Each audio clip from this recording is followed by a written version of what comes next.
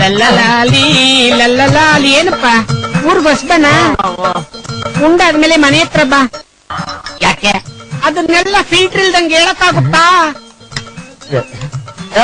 ಹೊಟ್ಟೆ ಅಷ್ಟು ಹುಳ ಸತ್ತೋಗ್ಬಿಡೈತಿ. ಏನೈತೆ ತಿನ್ನಕ್ಕೆ? ನಾಗಮಂಗ್ಳೂರ್ ನಾಟಿ ಕೋಳಿ, ದೋಪಿಯರ್ ಕೊಳ್ಳೇಗಾಲದ ಕೊಕ್ಕೋ ಕಬಾಬು, ಮಂಗಳೂರು ಮಿಯಾವ್ ಮಿಯಾವ್ ಮಸಾಲ, ಕಾಲ್ ಸೂಪು, ಕೈ ಸೂಪು, ತಗಡ್ರು ತಲೆ ಮಾಂಸ ಎಲ್ಲ ಇದೆ.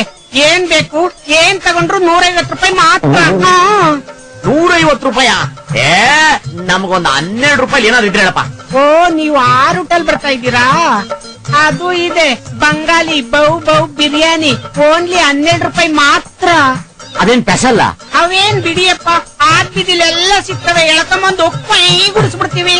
ಅಯ್ಯೋ, ನಿನ್ ಕೈ ಗುಡಿಸುತ್ತೆ, ನನ್ ವೈನ್ ಗುಡ್ತಾ ಇದೆ. ಬೇಗ ತಗೊಂಬಪ್ಪ. ಆಯ್ತು ಮಾಂಸ ಆಯ್ತು, ತಕೊಂಬರ್ತೀನಿ. ನಮ್ ಊರಲ್ಲಿ ಯಾವ್ದೇ ಬಿರಿಯಾನಿ ತಗೊಂಡ್ರು 25 ರೂಪಾಯಿ.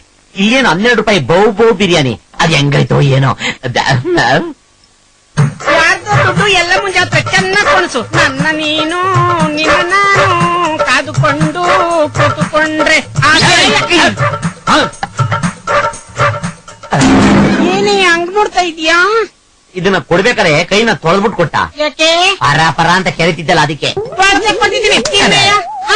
12 ರೂಪಾಯಿ ಬೌ ಬಿರಿಯಾನಿಗೆ ಈ ಲೆವೆಲ್ಲ.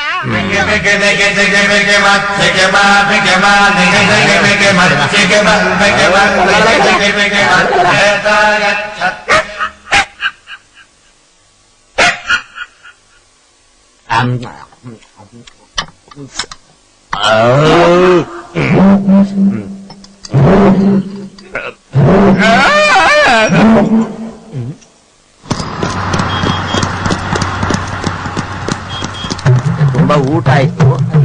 ತುಂಬಾ ಸೌಂಡ್ಗಳು ಬರ್ತಾವಲ್ಲ.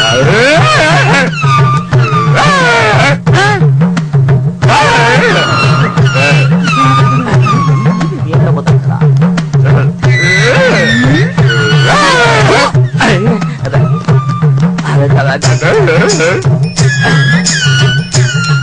ಏನ್ ದೇವ್ರು ಹೋಟೆಲ್ಗೆ ಹೋಯ್ತಾ? ಬಿರಿಯಾನಿ ತಿಂದ್ರ?